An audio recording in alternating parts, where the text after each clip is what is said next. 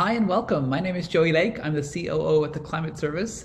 The Climate Service uses world-class technology and science to help companies and investors to measure their risk from the changing climate.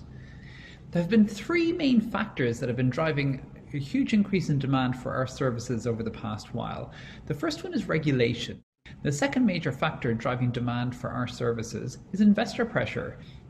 And the final major factor driving demand is the growing financial losses from catastrophic weather events like wildfires and flooding, which we're experiencing in new and different ways.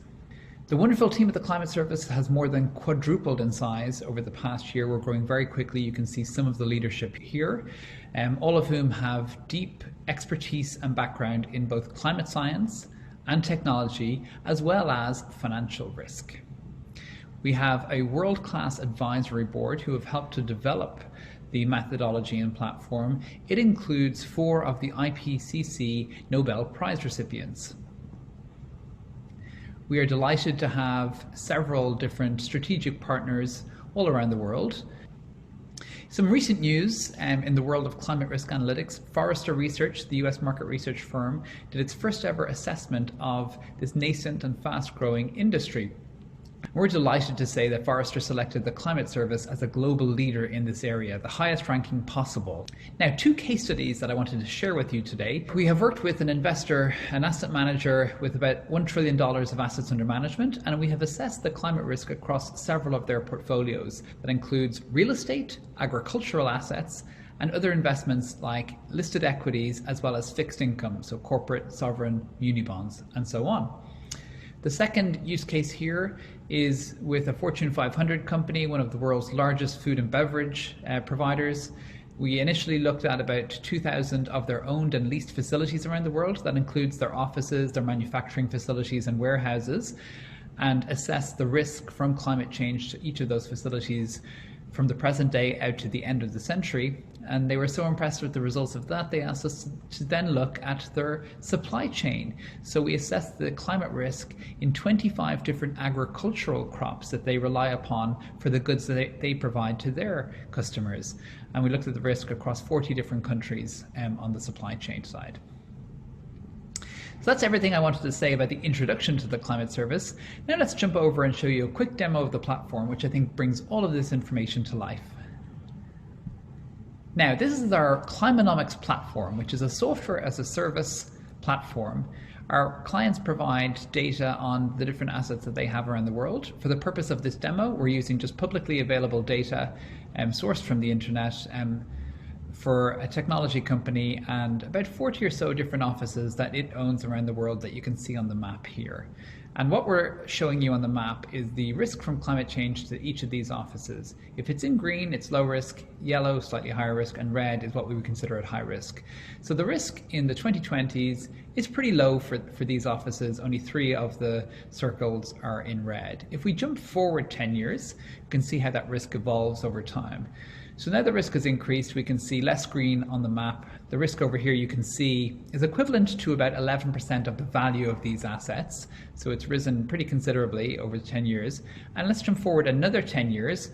Now the risk has risen to almost 20% of the value of the assets. And you can see that the map is largely red. A lot of the green has disappeared, apart from it looks like a cluster in Northern Europe.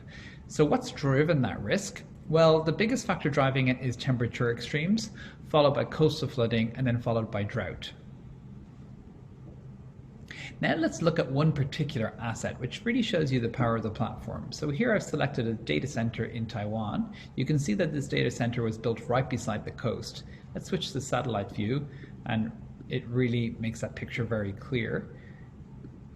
The location of the data center on the coastline, we have the elevation, the latitude, longitude, and so on.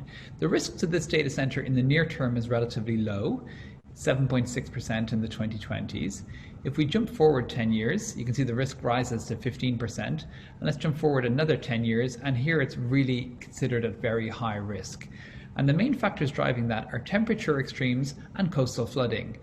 And here you can see when we go into each of the perils, this is how the coastal flooding risk rises over time, and this is the vulnerability of this particular asset to that particular hazard. So that's been a quick tour of the Climate Service as a company and our Climanomics platform. Thank you very much for taking the time to listen to us today.